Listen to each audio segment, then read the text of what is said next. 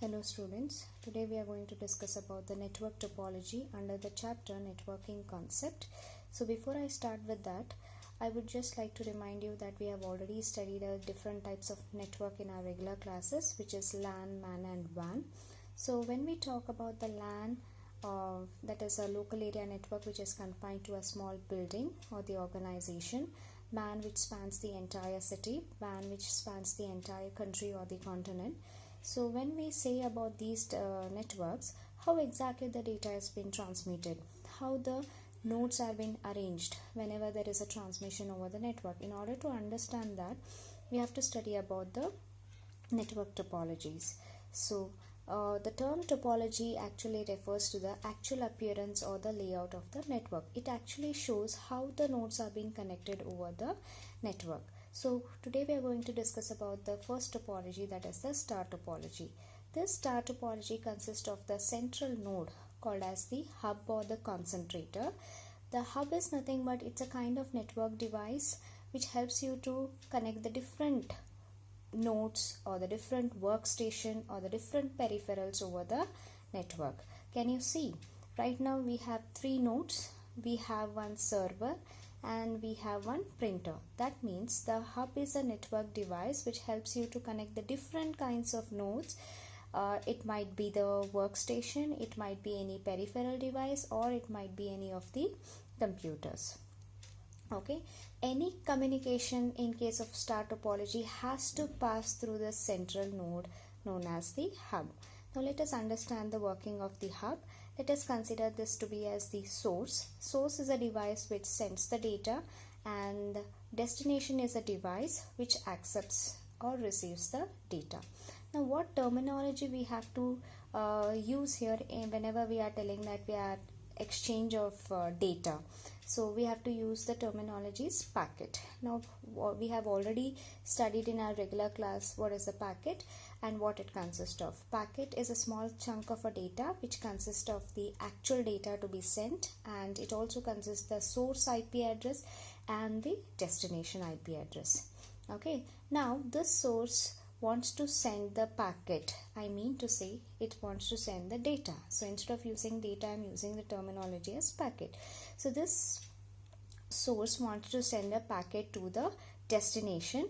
So when it sends the packet first reaches to its central node known as the hub. So what's the duty of this hub? Hub will send the copy of that packet to this node. It sends a copy of that packet to this node, a copy of that packet to this node, as well a copy of the packet to this node also. So when the packet reaches to this node, it will first identify the IP address which is there in the packet and the IP address of this node. Okay, this node will examine if the IP address of the packet and its own IP address, if it is matches, it accepts the data, otherwise it discards the data. So when the packet comes here, since because this is our destination, the IP address definitely it will match. If so, then this node will accept the data. Now when the packet comes here, IP address doesn't match, hence it discards the packet, and similarly here also it will discard the packet because the IP address doesn't match. And this is how exactly the working of the star topology takes place. Okay, suppose again, now this time on the second time the destination wants to send the data packet to the source. Now whenever this node is replying back to this node, obviously this node will become the source, this will become source for us, and this would become the destination. Whenever this node sends a packet, again it consists of the actual data to be sent and its own IP address as source address and the destination IP address. So when again the packet comes to the hub, remember any communication takes place, it is being through the central node itself only. So without using the central node, you cannot directly pass any of the data packets to any of the nodes. So when the packets arrive here, again the hub will create a copy and it will send to all the connecting nodes. A copy of that packet will be sent to all the connecting nodes. So when the packet reaches here, okay, so this node will discard the packet because IP address doesn't match. Here when packet reaches, it copies it onto the disk because IP address matches there. Similarly, these two will discard the packet because their IP address doesn't match. Okay, so this is how the working of the star topology. So where exactly this kind of... Now let us study about the advantages and the disadvantages of the star topology. The first advantage is ease of service. So this star topology has number of concentration points. Can you see? These are nothing but the concentration point. This concentration point is nothing but it is a point where we are making the connection between the node and the hub. This is nothing but each one dark spots what you are seeing here. These are nothing but the concentration points. That means the connection where I'm making with the node and the hub. Okay, so I have number of concentration points which allows you to provide an easy access of service, and that service can be LAN, WAN or the MAN. And it also help in the reconfiguration of the network. Reconfiguration of the network means enhancing the capacity of my network. Right now it's 5 nodes are being connected. This is what is my capacity of my network. So I can increase. If I want to increase, I need to first to have the unused port I need to have, and then a coaxial cable I need to have. So if these two are available, then obviously I can easily enhance or reconfigure my network. Okay, second, let us see the second advantage, that is one device per connection. That means the failure of single node typically involves disconnecting of one node from the network, otherwise it is fully functional. That means let us consider that this is a faulty node. Okay, this is a faulty node, and let me consider this to be as the source and this to be as the destination. In that case, whenever these two system wants to transmit the data, then there would be no any problem. Though this node is a faulty node, the packet will be easily coming to the hub, and from the hub will pass that same packet to the destination. Obviously the hub has to create a copy, and each copy will be sent to the each and every node that is there onto the network, but still that doesn't stop any kind of communication. So this faulty node, if it is there, we have to disconnect it from the network, otherwise it is fully functional. Then what might be the disadvantages of the star topology? The disadvantages is that if suppose hub fails, if hub fails, we cannot have any kind of transmission of data over the network, isn't it? So that is a major disadvantages in case of the star topology. Next thing is where exactly the star topology is being used. It is extensively used in the data processing and the voice communication. What is voice communication? It is nothing but it actually recognizes the human speech and convert in the form of the packets and then transmit to the different nodes. Whatever the voice communication we will do over the phone or whatever through the internet call or whatever it is, this voice communication, it will identify that human speech, okay, and then convert it into the form of data packets and send it through from source to the destination. And this kind of topology is also helpful in the data processing. Data processing means it is a conversion of your human speech into computer understandable form.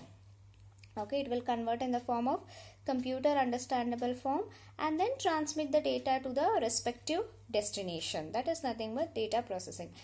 Okay, wherever there is a centralized form of communication is required in your network, then we have to go for the star topology. I hope you have clearly understood the working as well as the advantage, disadvantage, and where exactly the star topology is being used. Thank you. Hello students. In this video we are going to study about the bus topology, or which is also called as linear topology. Why it is called linear topology? In the sense that because here the nodes are being serially or linearly arranged. Arrangement you can see here, hence it is also called as linear topology. So in this bus topology, okay, it consists of a single length which is made up of the coaxial cable. This is a transmission medium made up of coaxial cable onto which different several nodes have been connected. Okay, the host at one end, the host or the node at the both are the same. The host at one end of the bus can communicate with the several other nodes which are being attached to its length. That means this sender, let us consider this has to be the sender, this has to be the receiver. Irrespective of the sender and receiver, this sender can communicate to all other nodes which are being connected to onto this cable. Okay, and whenever the transmission takes place, whenever the data transmission takes place, the data can travel along the complete length of this cable, and it can travel in both the directions. You can see the arrow marks here. So the data can travel in both the directions, and the data packet will be received by all other nodes. On identifying the IP address, destination IP address, if it is matching, then that packet will be accepted, otherwise the packet will be discarded. Okay, so let us see the working here. Now let me consider this to be sender and this to be as receiver.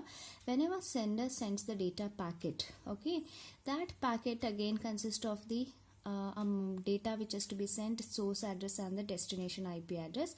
So when the packet reaches to its nearest node, first it will identify its IP address, destination IP address and the node IP address doesn't match, hence again the copy of data packet will be moved on to the next nearest node. Again when packet comes to here, again here also your destination IP address with that packet IP address doesn't match, hence the data will be moved on to the next nearest node. Here the match will be found and hence the data packet will be accepted. Now at the meantime, this node wants to send the data packet.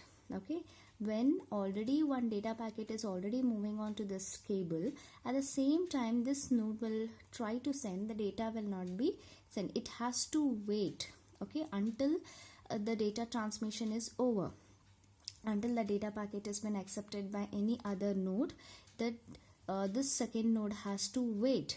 That means you can have the transmission only at once. Okay, now what is the use of these terminators? Can you see at the edge we are there, there. Now suppose think that this is a sender, it sends a data packet where that destination IP address is not there onto this cable.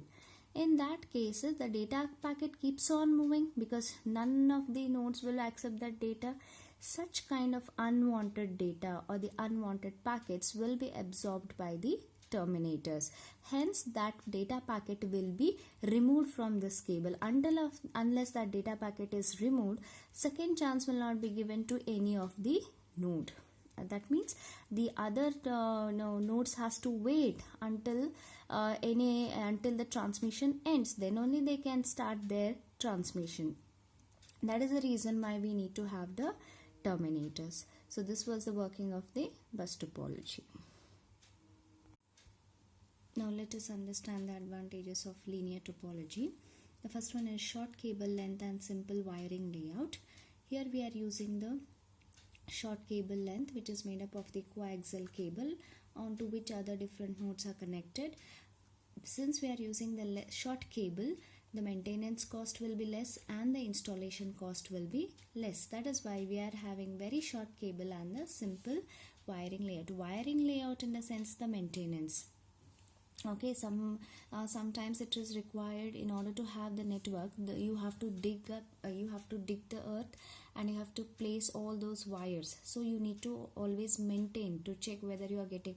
If there is a network issues, again you have to dig up and again check the cables and replace the cables. So that is what is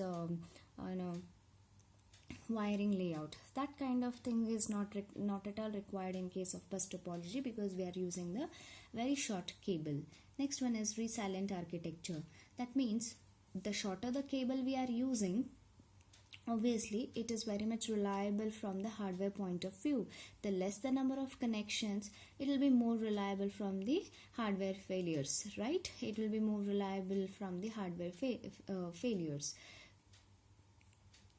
The third one is easy to extend. That means additional nodes can be connected to the length of this bus. That means right now it is capacity is 4. I can add still more 4 different nodes I can attach to this cable.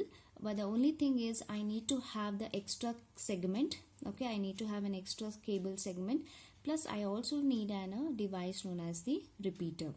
What is this repeater? It's actually a networking device which will regenerate the strength of your signal. Suppose let us consider this to be as a sender, and 4 more nodes I'll be adding, and the 8th node will be your destination. As the data packet will be sent by the sender onto this length, okay, as the data packet keeps on moving, the strength of that data packet will be decreasing. That means the signal strength will be weakened. If at all, if I have been placed the repeater in between, after 4 nodes, if I place the repeater here, okay, the signal strength will be regenerated and the data packet will reach to the destination without any loss of the data. That is the reason I need to have an extra segment plus a repeater device if I want to extend the strength of this bus topology. You can just see here the repeater. Right, it's a device that is used to regenerate or replicate the signals that are weakened or distorted by the transmission over the long distance. So now as your data packet moves along, come from the long distance, the strength will degrade. Once the strength will degrade, obviously there will be loss of data. Once if it is passed through this repeater, again the strength of your original data will be regenerated. That is the reason why you need to have a repeater. Okay, so these were the advantages. Now let us see the disadvantage of linear topology. The fault diagnosis is difficult. That means the control of the network here, it is not at all centralized. So the detection of the faulty node may have to be performed from many points in the network. That means now let us consider this to be as the sender and this to be as the receiver. When the sender sends the data packets, suppose think that this is my faulty node. Okay, the data packet will never reach to the destination because these have to forward those data packets. Okay, once the here IP address doesn't match, again this node has to pass the data packet to the next. Again this node, if it is not matching, it has to pass to the next. So in that case, the data packet may not at all reach at the receiver level. It may not reach to the receiver. In that case, we will not come to know which is the faulty node. So in that case, I have to examine all the adjacent nodes in order to find out which faulty node. That is why fault diagnosis is difficult. Next in this, fault isolation is difficult. So once you rectify or once you get to know the defective node is being once the defective node has been found out, it has to be isolated. Isolated, it means it has to be removed from this cable. We have to remove the connection from that node, of this node to the from the cable. Okay, so that is nothing but the fault isolation. Okay. Next one is repeater configuration. Repeater configuration in the sense, obviously if I want to enhance the capacity of my network, obviously I need to add an extra segment plus the repeater configuration, right? Repeater, I have to attach that repeater device to my cable, isn't it?